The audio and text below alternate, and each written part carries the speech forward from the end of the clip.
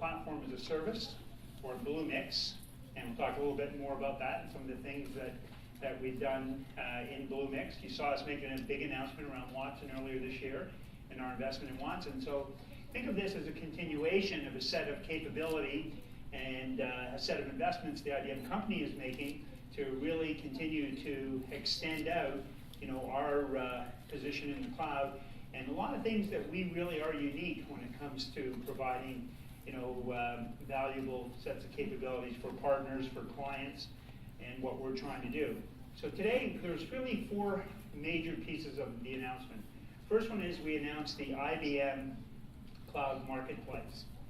Think of that as really a place where we are taking all of the services that we have, from infrastructure as a service, platform as a service, and software as a service, one place where you can come, you can discover, you can try, and in some cases you can buy the capability.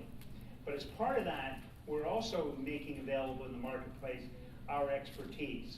So there's a lot of content. That content can be code, it can be videos, it can be case studies. So what we're trying to do is make one place where it's easy for clients, partners to come and get all of the pieces that they need to build out their next generation of cloud applications. So it's a marketplace not only for IBM, but a marketplace for a lot of our partners as well. Some of those partners will be traditional ISVs, some of them will be startups, and some of them will actually, in fact, be enterprise clients who want to expose some of their services that they're building, to their clientele. So that's the first one. The second one, we're announcing Bluemix Garage, and we're doing that with our partners, Jim Dieters at Galvanize, and we're announcing the very first Bluemix Garage. It will be located in San Francisco, right in the city. And effectively what that is we are going to take Bluemix and our expertise and work in partnership with a lot of these entrepreneurs or early startups as they build out their applications, and we'll be working hand in hand with them to enable them to Bluemix and bring in our expertise so that they can build their businesses. So very much focused in on the startup. The third thing we're announcing is a whole new set of Bluemix services, and you'll see it around really 3 key areas. DevOps, because one of the things the cloud has not done as good of a job at is really addressing how do the programmers really get to this agile programming, and how do they speed up development from the time they build out the idea that they have until they can get into production. Because the world is moving so fast, they have to be able to react. So we've got a whole series of DevOps services that enables the programmer to become much more productive and really look at their process end to end. The second area, as you know, data is really becoming an important piece of almost every industry, every client, and we want to continue to provide leading edge data services to our clients and analytics to enable them to really continue to drive the innovation that they need so that they become much more real time and much more driven by the outcomes that they're trying to get. So there's a whole new set of data services here that we're announcing as part of the Bluemix platform. And then the last area is mobility. Obviously, mobility is everywhere. It is growing, and we are continuing to enhance the set of mobile services that we're providing. So we'll go through each of those major pieces of the announcement. So what I'm going to do is I'm going to turn it over to Steve Robinson. Steve is the general manager of our Bluemix platform, and he'll talk a little bit about the cloud marketplace that we announced and talk a little bit about some of the things coming in Bluemix. Yeah, thanks, Robert. And welcome, everyone. So the 3 pieces that I'm going to cover, we'll talk about the marketplace, the garage, and then some of the new services within Bluemix itself. The marketplace is, as Robert said, kind of a continuation of the journey that we've been on. From the software acquisition to the launch of Bluemix to now putting the marketplace in place. We've talked to many customers on figuring out a better way to pull together all of the attributes that IBM has for the cloud. And also to segment it around the critical roles within the organization as well. So when you enter the marketplace, you'll see a definitive list for the operations manager. You'll see one for the business leaders, and then you'll see one for the developer community as well. Also, with the release of the Marketplace, we started to aggregate content by solution areas as well. So you'll see things in there for mobile, you'll see things in there for DevOps, and we're going to continue to grow this out as we move forward. Customers have asked for this because as they start working on their overall cloud strategy, they wanted to get a full spectrum with regards to what IBM had to offer and also what our third parties were bringing to the table as well. To the Marketplace, we're adding over 50 third-party, both software as a service and then also components for Bluemix, and bringing some of the more popular components to the table as well. So the Marketplace is up and running. It's a wonderful place to, I kind of call it a knowledge base, where we're bringing together not only the descriptors of the content, but bringing together our video, our sample code, linkages with the development community, et cetera. One of the best aggregations of cloud content that we've seen in the Marketplace.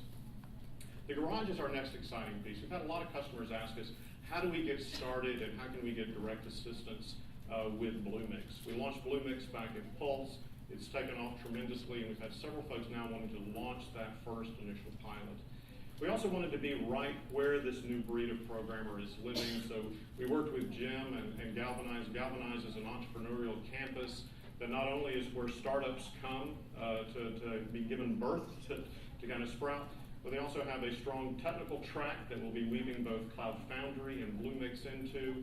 We've got over 40 startups living right with us on the Galvanize campuses, and it's a great way to highlight our technology right in ground zero for startups. We'll also bring a new approach on how we do consulting in the Garage. We'll be doing pairs programming, full agile, lean programming that's been shown to be highly successful in how you launch new cloud applications and actually allow the customer to walk out the door with an active running app. And then finally on Bluemix, you see the journey continues. As Robert mentioned, we've had a couple key themes around the services that you saw on the main stage.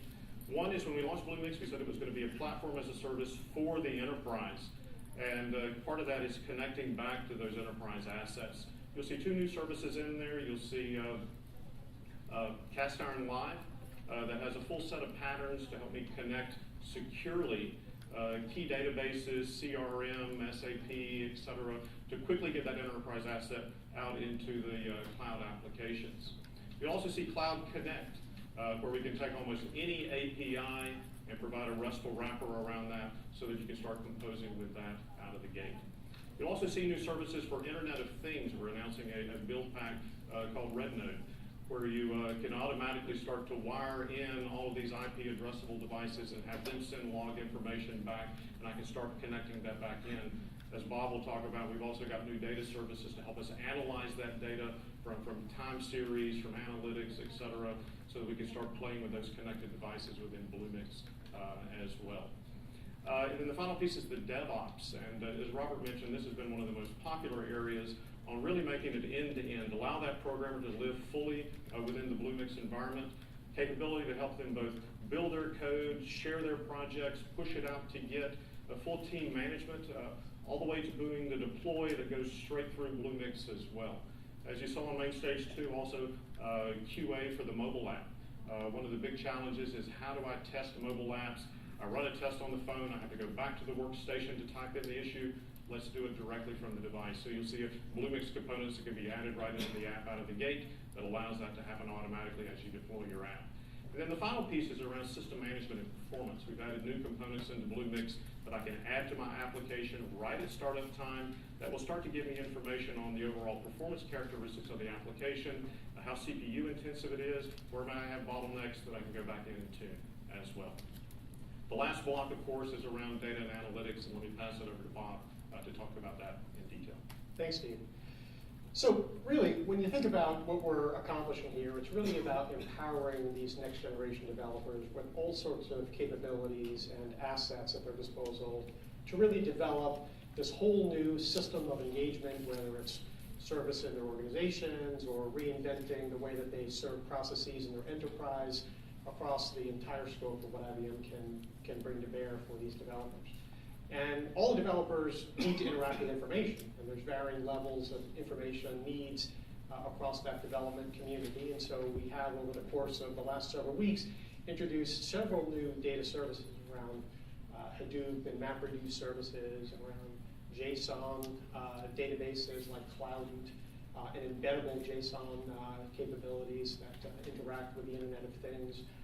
SQL DB services. These capabilities are really information repository oriented in nature and give those developers a rich back-end to store information and analyze it. Capabilities like blue acceleration, being able to provide robust query analysis, and to really start to get the analysis on the information. But information repositories are only one aspect of the story as it relates to what's happening in the cloud, what's happening in mobile, and what's happening in systems of engagement. So really our news has to do with three specific things. The first thing is about helping these information intensive developers really leverage not just big data, but fast data.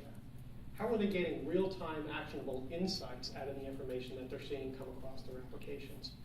So the way that organizations and developers do that is by using sophisticated predictive analytics and sophisticated capabilities in things like infosphere streams, or what we'll talk about tomorrow when we give a glimpse of what we're delivering with our next generation ODM capabilities. All of this working in concert to providing really differentiated, in-context, actionable insights in real time. Because it's not just about big data and historical analysis, it's about identifying value in the business moment. So that's the first piece of news.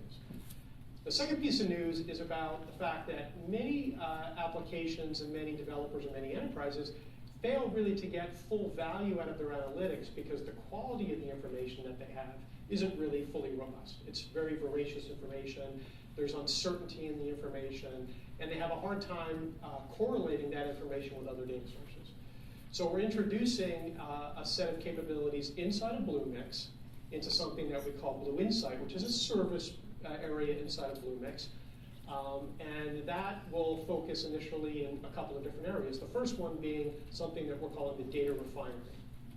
So if you were to think about data being the next natural resource, and if today was the way that you would operate around data, if you had a gallon of crude oil, right, you would need to construct your own refinery in order to get a quart of gasoline out of that.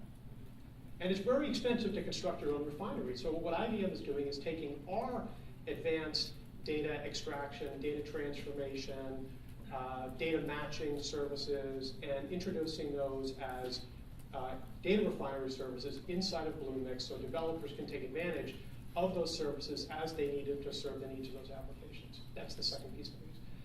And the third piece of news has to do with really creating a much more self-service business analytics environment. And we're doing that around a capability that we call Catalyst Insight.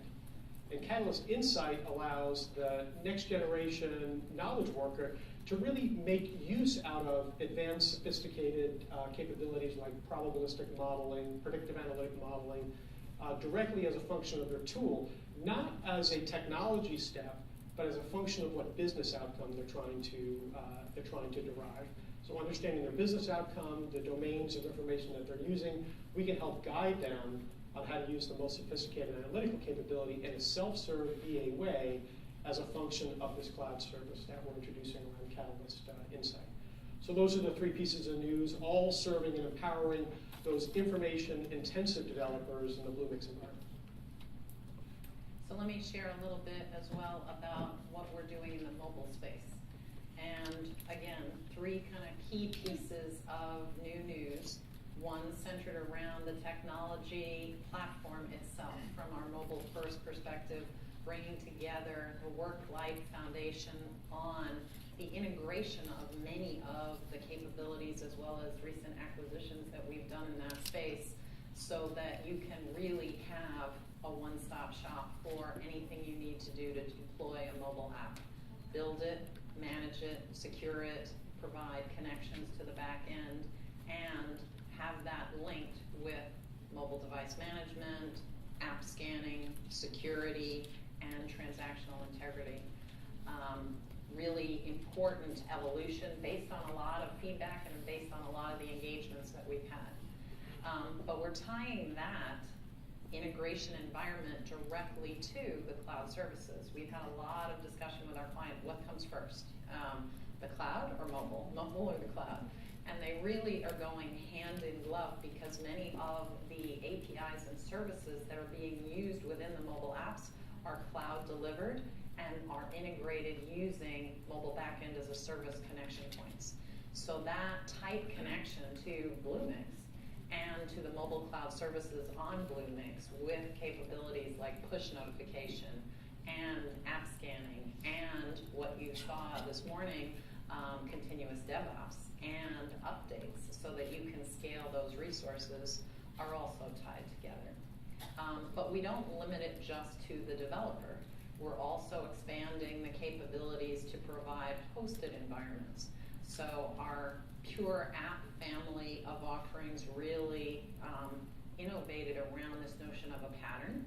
And what you saw with Tangerine this morning, they're leveraging a pattern for Worklight on Pure App to deploy that as a cloud-in-the-box solution, but we're also providing that now as a service on SoftLayer. So you can have that seamless interoperability. You want to do some development on that platform, you can leverage it in the cloud. You want to run production deployment in your own private cloud, you have that continuity.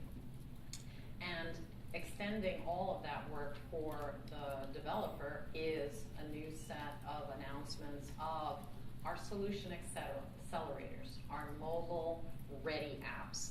And these include a number of different industry sample applications, but not just the apps that you can take and customize and reduce your development time, but also user scenarios, journey maps, ROI calculators, in many cases process templates. Because what we're seeing is if you actually change the nature of the engagement model, in many cases that's a very self-service oriented type of engagement in mobile. You really need to change your back-end processes and your back-end systems to accommodate that new flow, to streamline your own operations and to provide that speed. So we have integrated templates that also provide for that process automation. And that whole process transformation of connecting many different constituencies into a new innovation model is in fact one of the things we've certainly heard from Coriel, and a totally new space around DNA research and how that can be providing more personalized medicine. So the boundaries are really breaking down between these different silos between cloud and mobile and smarter process, and how you're really deploying that with big data and actionable insight solutions.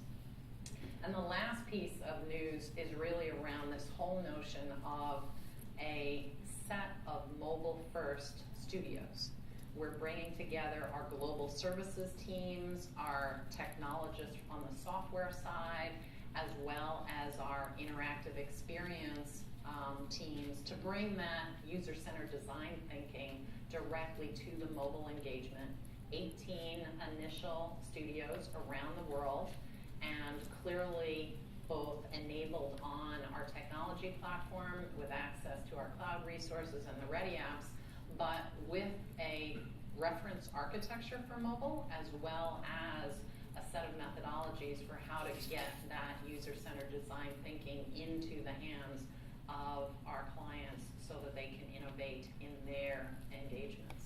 And that type of innovative and collaborative approach are some of the things we certainly saw in discussions as well with Daimler and some of the mobile new solutions around mobile, and also Car2Go that we've also seen. So touch points in the community, touch points with the ecosystem around, we're actually also leveraging those ready apps to provide as resources to our business partners so that they can take these to the mid-market client as well, and also how we're embracing those same capabilities to take it out to design studios so they have access as well. Well, thanks, Marie. As you can see, lots of new technology announced this week. But I think the critical part is how are we converting that new technology into true business value. So I'm very pleased to have on stage with us 4 individuals that have a good, close relationship with IBM as they've been on their cloud journey.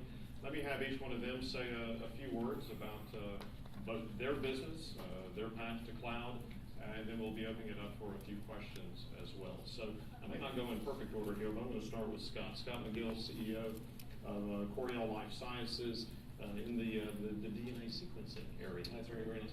And Scott had been working with us. He was actually in one of our entrepreneur contests, and very early stage startup, and congratulations, you had won that with us as well. So I think that began your journey with IBM. So tell us a little bit about Coriell. Sure. So Coriell Life Sciences is a fairly recent spin-out from the 60-year-old Coriell Medical Research Institute. It's been just outside of the Philadelphia area for decades and decades as one of the world's largest biobanks and a research institute in DNA and genetics. And so what we did about 2 years ago was to form up a new company, Coriell Life Sciences, to take advantage of some intellectual property and some learnings around how we can make use of this emerging field of DNA sequencing in clinical care. So there's been an awful lot of work that's happened in making sequencing very cheap and affordable now. What used to cost millions of dollars is now $1,000 to generate a whole genome sequence. But what's missing there is the bridge between the actual generation of the data and the clinical care, the use of it in the physician's office to make good decisions for their patients. And so we've built up a pipeline using all IBM technology in the cloud to help us to take that raw genetic information and turn that into meaningful decision support tools for physicians. So we can help doctors initially understand what drugs will work for their patients, which ones should be given at what dosage, which ones will be dangerous, how they will interact with each other, and ultimately what's the best prescription regimen for those individuals. This is an incredibly powerful new tool in its decision support that physicians generally have not had in the past. And we've been creating what's basically medication misadventuring out there in the real world, where we're putting cocktails of chemicals into individuals and hoping for the best. We know for sure that drugs don't work for everybody the same way. So we're now able to look at DNA and see, well, what do we really know about this person's ability to metabolize these drugs?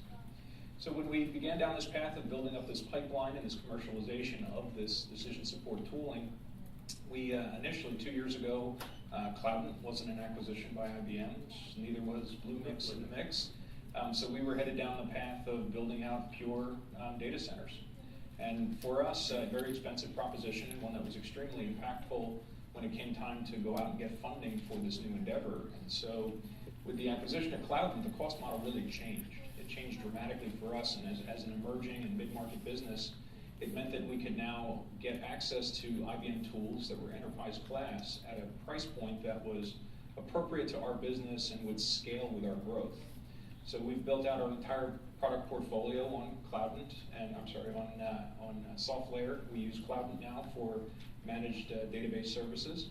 We use managed BPM services to orchestrate all of our processes from the point in which doctors order our genetic diagnostic all the way through the return of that information back into the electronic medical record system so doctors can make good decisions for their patients. Thanks, Scott. Appreciate it. Next we have up Helmut Ritzer, Helmut's CTO. You saw the car to go on the main stage, an offshoot of Daimler, a 100-year company, and teaching it how to dance in new ways on the cloud as well. So I think you've got a fascinating story on your journey to the cloud and some of the new challenges that you've had with reaching your customers as well. Why don't you share a bit there? Sure. Yeah, you've seen Car2Go. Car2Go is a pretty new product for Daimler as a company that's been around for 130 years. It all started in 2008 when inside the company in a group called Business Innovation Group, the idea of having an on-demand, free-floating car sharing came up. And a group of people, 5 people, basically piloted the product. Meanwhile, we are a 400-plus company under the name of Mobile. Our focus is on mobility. Our clear objective is to radically simplify mobility for our customers. And one of the challenges we were facing, basically rolling out Car2Go on a worldwide basis, was the limitation of a classic data center that is focused on enterprise IT. We started with that because we were running that stuff out of Daimler data centers. And in 2013, it was time for us to go to the next level, basically moving into the cloud. And we looked at the market, we checked out all the different offerings on the market, being public cloud, being private cloud. One of the offerings came from IBM, and at that time, IBM purchased SoftLayer, which for us was a clear winner in our assessment of the industry. We are now in the process of moving our services into the cloud. We are really looking forward to leverage the resources that IBM has in that space on a worldwide basis. Great, thank you so much. So next, let me introduce Andy Gutzman. He's CEO of Zend Technology, also one of our partners that have joined the new Marketplace as well, doing PHP development environment. Also doing software as a service platforms for iSeries, etc. I think you got a little demo on Bluemix here this week too. So I think why don't you share with us so from a partner standpoint, and because I think once we've gotten into cloud activities, a new partner with IBM, and joining us early on with the Marketplace, and what do you see with us downstream? Yeah, so absolutely. So just a bit about Zend. Zend is the company behind PHP. PHP runs over 40% of the web workload, and the PHP community has over 5 million developers, so it really is a very large community focused at mobile and web workload. With the transition of enterprise to really focus on re-energizing themselves and reinventing themselves through software, and the systems of engagement, PHP, web and mobile, are really gaining significantly more traction than they did 10 years ago. Zend as a company is focused at enabling enterprises to reach a much higher level of innovation, much faster pace, by delivering DevOps and continuous delivery environments, and by enabling them to make that architectural transition to cloud-based services and APIs. And so we're really focusing at those three components, continuous delivery, APIs, and cloud, as the key enabler to these companies to transform themselves. What's been very interesting for us from working with IBM is we've already had a long-lasting relationship with IBM where we've actually connected the front end to a lot of the back-end services around IBM, whether it's information management, WebSphere, or other environments. What Bluemix and Marketplace enable us to do is take a lot of the innovation that we've done at the continuous delivery and API layer and integrate that a lot more deeply into both the infrastructure as service and platform as a service environments that IBM is delivering. And so I would say the primary opportunity is to deliver a solution together that is a lot more valuable to the customer when we're already doing the pre-integration for them. That's the number one. And then I would say from a business point of view, being able to leverage that partnership to deliver a pay-per-use model to enterprise. We're seeing that transition to pay-per-use. Some of the other cloud vendors are not applicable in all the different use cases. I think IBM is very much embedded in a large number of enterprises that are trying to make that transition. That transition also enables higher agility for IT because they don't have to make huge decisions before they get started. And then I would also say IBM's global reach and being able to go beyond just the border of a few single countries. Zend is a global player. Over 55% of our revenue comes from outside of North America. So for us, global reach is very, very important. Thanks, Andy. And then finally, we have Jim Dieters. Jim is co-founder and managing partner of Galvanize. As we started this journey, from software to Bluemix to Marketplace, one of the questions are, can we reach that new entrepreneurial company? And we had several conversations with Jim. Jim runs several campuses targeted to that brand new company, and we determined that we needed to partner. It's a new breed that's emerging. There's very new shifts going on around the development community. So Jim, why don't you tell us both about Galvanize and why it was important for IBM to partner with you as well? Absolutely. I think Robert put it pretty well this morning where he said sort of everything is opening up and everything is changing all at the same time, and there's a lot of openness happening all over the place. And what I experienced, I have a long relationship with IBM where I spent a lot of my time working with some of the biggest companies in the world because IBM runs the largest companies in the world. And over the last several years, I spent time sort of on the other side of the universe, and that's sort of back in startup land. And what I discovered is what I framed as an entrepreneurial renaissance that's being driven by a large part of what we're all discussing here right now. The first component of which is one of the largest demographic experiences we'll ever see, the millennials, the echo to the baby boom.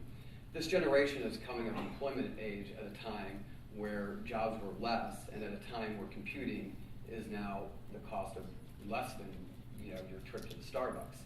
So the world of these urban entrepreneurial leaders that have emerged are very anxious to be deploying and building and empowering themselves to build their own companies.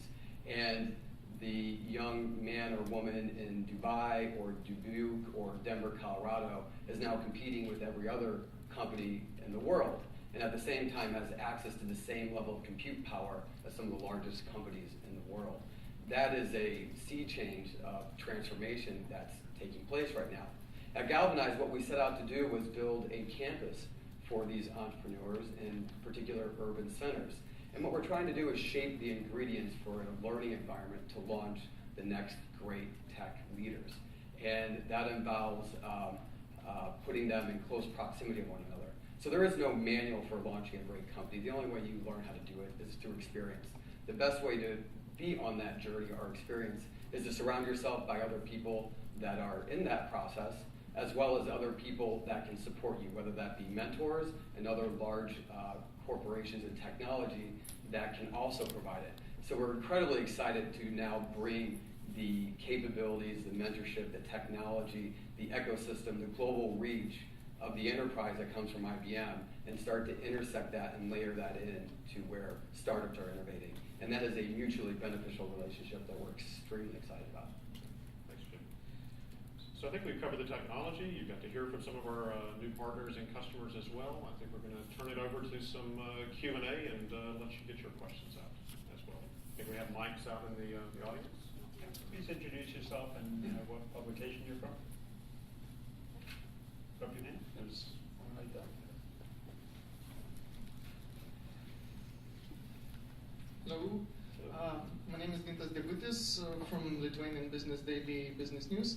And I have two questions. One is a consumer question, I'm just curious about it, and the second one is a business question. So let's start from the second one, is about IBM's acquisitions plans. What are they?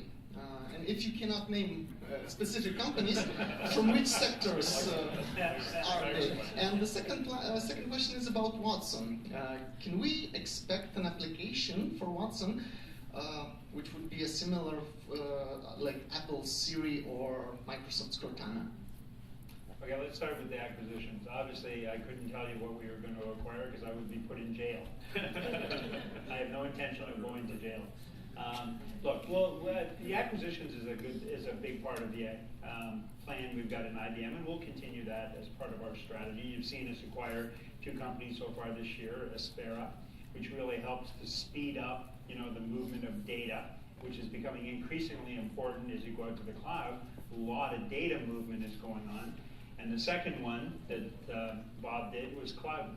And that's really the ability to get, a NoSQL data structure out there in the cloud for the next generation of kind of systems of engagement kinds of applications, but also the connection back to the back end. So, you know what? The technology changes every day. We look at our strategy and say, here's where we think clients need to be, and we'll continue to invest in those acquisitions. Obviously, we're not going to tell you who we're looking at, but even if I did, there's no sure thing I'm going to acquire. We probably look at 1,500 different companies a year if they fit in strategically into our plans and our direction. And we also talk to our clients, because our clients are using a lot of these technologies, and if our clients are really high on them and we think it fits strategically, we'll continue to acquire. As for Watson, we have no intention of competing against Suri. What we're really focused in on is the domain expertise and the learning that happens in the Watson system. And that really brings the value, the ability to take the data and learn from it. And every time Watson is interacting, it's learning. So it can improve the quality of the answers it's doing. It really is the next generation of computing, what we call cognitive computing. Suri just does the front end kind of search. When you think of cognitive computing, it's way beyond just where search is today. As Mike said, on stage this morning, I can do a query and I can give you, 152,000 different answers. With Watson tries to give you the most appropriate answer based on the analysis that it's done, and it also can tell you why it came up with that answer. A search engine can't tell you that. Search engine is just a crawler. So it's a little bit different technology. And Mike did talk about, we're going to make a lot of the Watson services also available on the cloud and available on Bluemix. And that's why we did the contest that we've had tremendous response to, right? And we want people to build the next generation of innovative applications on top of those set of services that we provide and want them. I think, Scott, you're actually looking at Watson for some of your solutions as well. We are, yeah. We've recently joined the Watson ecosystem and are bringing Watson's power of being able to culture all this unstructured data to bear on information management beyond just genetics for pharmacology. So how can we understand how diet and exercise and ethnicity and age impact whether or not drugs will work on individuals for a single drug and how those drugs interact with each other. So Watson's a perfect tool. I think we've seen a pattern emerge around Watson's applicability to spaces where there is a huge corpus of the journey of humankind that's written in prose and written in natural language and is really too large for any one particular profession to be able to understand it all. It's very fast moving. And certainly in the space of life sciences, we've seen a lot of applications and very inspiring outcomes. But really when you think about how we engage with companies all the time, we wish they had more intimate knowledge of who we are and what kind of business we're doing with them. So we're seeing Watson also go into some of these engagement advisor spaces. And Mike has talked about some of those new services that we've delivered in some of those spaces. You've also seen it touch consumers through inspiring chefs by understanding the molecular combinations of food and what tastes good with what else as ingredient bases. So it's going to touch consumers in a lot of very interesting ways, but not as a direct end consumer application. We're looking for developers to be the inspiring point, the chefs of those new engagement applications that will utilize the cognitive engine to find whole new ways of serving their consumer base. Okay. Who's ever had the microphone? Whoever's closest to the microphone. Excuse me, hi, Phil Simon, Huffington Post. Quick question. What's the incentive structure for developers? Is it sort of a 70-30 split like we see with Amazon, Apple, Facebook, and Google? Yeah, with the launch of the marketplace, we haven't put out the commercial terms yet. We'll do that early on this summer. At a very high level, it'll be very similar to what you see in other marketplaces. Oh, yes, please. Hi there, Candice of IT World Canada. I had a question about the Blue Insight as well as Catalyst Insight. So it sounds kind of like to me that it's making it easier to do what data scientists do. Yeah.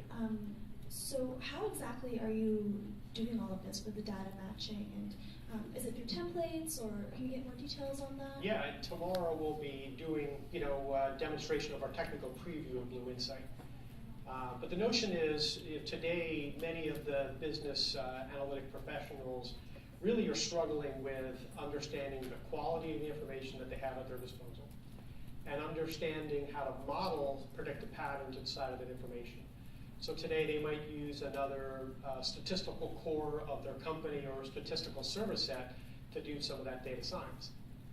We're understanding those emerging patterns, and tomorrow also on stage we're going to be joined by Carolyn McGregor, who's going to talk about how understanding these predictive analytic models are helping us change what we understand about neonatal care health and intensive care giving. So matching what we understand about these patterns of how predictive analytics can transform all of this information source, we can put that together in capabilities like Catalyst Insight to allow the business analysts to be able to glean those predictive models as a function of the outcome they're trying to drive and the data they have at their disposal. Never have the microphone. Thank you. It's never going to get to the back. He'll get there. It'll get there. Okay, go ahead in the back. In the back, I can? Yes, you can. You got the mic. Thank you. I'm Yann Serra from La Pharmacia in France. I have a simple question. Will the cloud marketplace will be available in Europe? And if yes, when? And when I say available, I mean with something you can pay in euro, with all the docs and so on in European language, and with some European partners. Yeah, you'll already see some European partners in the marketplace as well. It's accessible today worldwide, and then as we're in the midst of doing further translations, both on the the business back-end piece of it to allow us to do local currency and then also doing the forward translation. So towards the end of this year, start of next year, depending on the country itself, we will be expanding it out. You know, just like we do with our IBM main websites as well, we have a full globalization plan of that so that we do offer things locally in all the countries that we participate and do business in as well, and we have a sequence already lined up for that as well. And that also fits in with the soft layer strategy that we're on, where we're pushing out soft layer pods into all the major countries. We've announced the first, we'll be in 40 different countries here by the end of 2014. That's part of our investment plan. And that makes us unique. A lot of the other cloud providers have these big mega data centers, and they have maybe 2 or 3 countries. Our strategy is really to put them out into the countries. We think that enables us, or our clients, to put their applications closer to the end user, but also helps you deal with a lot of the issues around data sovereignty, data security, and everything else, where more and more data is going to have to stay in the country. So having this distributed model allows clients to have that close to them, and that becomes a real differentiator for a software. And software also gives you the ability to control and monitor where the data gets placed, where the application runs. So we're getting a lot of visibility and transparency to the client, to the end user. That's something you don't get in some of the other cloud environments. And that really is a differentiator for us, and why we're doing that. And all the blue mix and everything else, as you build applications, you'll be able to put that application where you want, in whatever pod you want, whatever country. In front here. Thank you. Coming to the middle. Okay. George Sarpong from Netzmedia in Switzerland. I have a question about the market volume for cognitive computing and Watson. How big is the market volume in this field for you? Well, if you look at it, you're looking out into the future. We think cognitive computing is the How next far generation. in the future? If I can predict all of that, we've got clients today that are using cognitive computing. It will continue to grow. We continue to enhance the technology. But like in anything else, anytime you've seen a major shift in technology, you're talking it's decades. It'll have an impact, for decades and decades. So we are in the very early stages. You saw us make an announcement earlier this year. We formed a whole group around Watson, and we've committed $1 billion of investment into that group. We continue to work very closely with clients because we're learning, and Watson is learning as well. And over time, Watson will pick up more and more capability, and therefore apply to a greater part of the market. It's hard to predict, but we look at this as a long-term, decades journey, because we do believe that cognitive computing is a fundamental step change in computing from kind of the traditional that we've been in the last couple of decades. If you look at this era, every decade there's a new era. We went from client server to internet era. We believe cognitive is that significant. Thank you. Steve Wexler, IT Trends and Analysis. You're representing cloud software services. How is IBM's hardware business playing a role in driving your groups forward? Well, if you look at cloud, almost all clouds that are deployed by enterprises are hybrid clouds. When we talk about the systems of engagement, the systems of record, there's trillions of dollars have been spent on these back-end systems, to do things like transactions and commerce and the like, and they'll continue to be enhanced. So there's still the need for hardware, to be inside, the organization and on-prem. And a lot of clients are building out, clouds themselves, their private clouds. So it's a combination of public clouds and private clouds. If you believe Gartner said that over 50% of all clouds will be hybrid, by 2017. We believe that. I think the number may be even higher, because the value is not so much the cloud, but what the cloud enables. And therefore, clients are going to make the decision on where they're going to run it out on the cloud.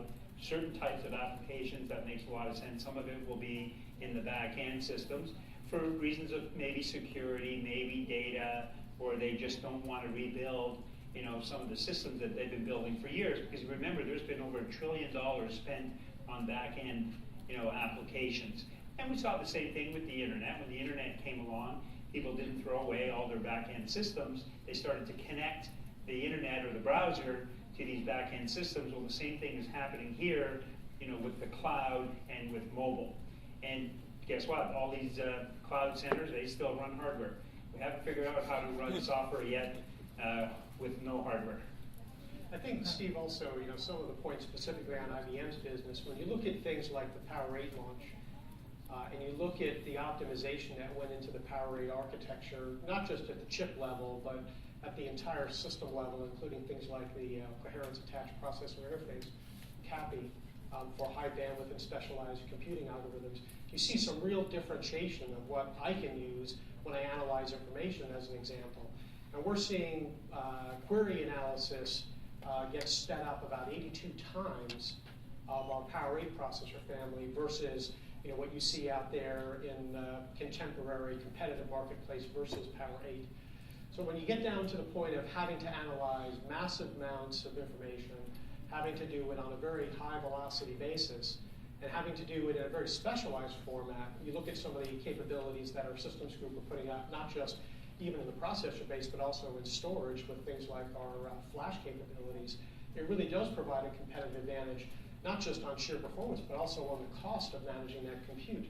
Because when you look at the cost of energy that gets consumed in data centers on spinning mechanical disk versus the energy consumption of a solid-state flash infrastructure, you'd rather run that density and get the power benefits. So I do think it plays a very big part. And that's translating across all of our workloads as well. Some of the acceleration we're seeing in web and mobile analytics are on a total workload perspective at least 2x on Power 8. We've seen up to 8x performance improvement with graphical workloads that are optimized using CAPI and WebSphere. So really compelling differences in terms of the economics. Yeah, and I guess, Steve, one other point. You see other providers of both systems and also cloud capability really understanding and embracing what we're doing in the open power model. Because they recognize that there's an opportunity here for rapid innovation around an advanced processor base and infrastructure base for them to be able to take advantage as we go into this next generation of the internet computing model, which is really oriented around cloud and developer freedom. Mike? John Gray, BetaKit from Canada. Just curious, highlight your value proposition to the startups. Like, why are startups going to care? They've got, they know Amazon, they know Google, they know other guys. So let's hear the story for startups. Very direct. That's a great question. I spent most of my career working, like as I mentioned, in some of the largest companies in the world. My passion has always been, and I started them as small companies and built them up. I think it's incredibly impressive, the move and the announcement that we made with IBM today to show their commitment and the acquisitions they made to bring these capabilities to small enterprises, including startups. And I think it's a profound statement. And obviously the acquisition of SoftLayer, I think, was the first step of that move. And now bringing IBM leaders and technology and providing services to help these startups gain traction and build their offering on Bluemix, I think is a very profound step. Obviously, it's a big step. I think the first one being, we're sort of sequential with some of the big investments IBM has made to be able to say they have capabilities to go there, and I think SoftLayer and CloudAnd really make tremendous statements about that. And I do think it will come down to gaining some mind share in the startup ecosystem, right? And we have campuses in Denver, Boulder, and south of Market, San Francisco, where we're starting the first location in Soma, and that is ground zero of startup land, and that is a very big statement of IBM's commitment here. I think there's two other things that I think differentiate us from kind of Amazon. One of the things is we're aggregating a lot of these services together in solutions. So if you were in the main tent this morning, you'll notice I talked about some of those solutions.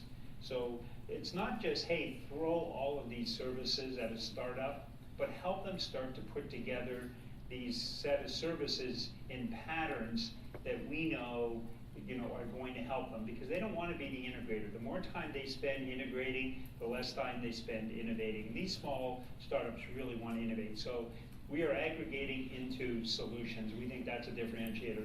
The second one would be DevOps. Don't underestimate the power of DevOps and the ability to control the development process from end to end, so that I can build, I can iterate, I can test, and I can push out these new capabilities very, very quickly.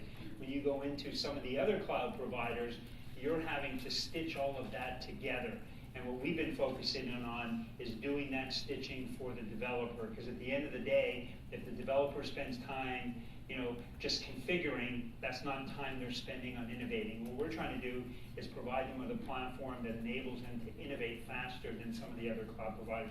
So those are the two, kind of distinct value props we think that gives an advantage for even a small startup over some of the other cloud providers. I can give you one more as well. It's a wholly different conversation when I walk into a hospital administration building and say, I'd like to put all of your patient data, the genetics of your individuals, the most private thing about their healthcare, in the same place where you can buy lawn chairs. It doesn't fly to say that we've partnered with Amazon, quite frankly, in my space, in healthcare, but to say that our infrastructure is powered by IBM, it's held in an enterprise, trusted cloud, that resonates, because most of these hospital systems are using IBM under the covers anyway. I think, sorry, go ahead. Yeah, I want to build on that a little bit further too. I mean, the services and some of the other folks that are built on it, to Robert's point, like SendGrid, and Jim Franklin, the CEO, is sitting up here in front as well, and the email capabilities, the announcement of Twilio on the platform. And the DevOps point, I've noticed over the last several years that startups today have become very developer-centric, right? Development is sexy, it's popular, but all of a sudden you have 100 nodes. If you're lucky enough to be successful, you have hundreds or thousands of nodes run up on someone's cloud, and all of a sudden it breaks. They have no idea what's going on. It is a tremendous challenge in terms of scaling up startups today. So I do think the Bluemix setup is providing and hitting the right spots. I think that one more point that's important as well, not just on the technology, it's also on the access and visibility. Coriel was a recipient on the Smart Camps and on our entrepreneur program, and getting access and reach, I think, is something that many of the customers and partners that we've talked to that are starting up really value. And access to expertise, particularly around things like the mobile first studios, where we do have startups coming in, getting free access to our technology, not just on Bluemix, but the rest of the portfolio, if they're using it for development, can make a very impactful statement in those local markets as well. I think as these applications grow, right, the base infrastructure and the process and what they do is critically important and differentiate that new system of engagement. But managing the information and getting analytic insight about what those clients are doing, how to serve them better, how to monetize that information in potentially whole new ways and in whole new business models, as our friends from Car2Go are doing, become more and more relevant. So partnering with a company like IBM, who is a leader in big data and analytics, to understand how to best model that information so I don't run into limitation issues, how to analyze it properly, how to apply the full range of analytic capability, not just everything from descriptive and BI to predictive, but also in the future using cognitive to be able to incorporate whole new styles of analytics, and really working on the quality of information, not the quality of an algorithm, is a differentiator. Maybe we have time for one more question then, or about the top of the hour. We actually have a question from the live stream audience for Marie and Helmut. During the general session where we talked about IBM design camps, can you talk a bit more about the keys to success for designing for the user experience? So we have an initiative which I think is one of the broadest in the industry right now, ramping over 500 user-centered designers into our software development processes and hardware processes, and aligning them with our product and offering management. And the whole notion of the design camps and the connections we're also making to the smart camps that we do with entrepreneurs try to bring that same perspective. Focus on the user, focus on the experience that you are trying to achieve, and how a change in business model might allow you to affect that innovation. So something that we're incorporating in all of our processes, and we bring that same capability and experience. Our IBM Interactive Labs, one of the top design studios around the world, actually is bringing that now to customers through the mobile first studios.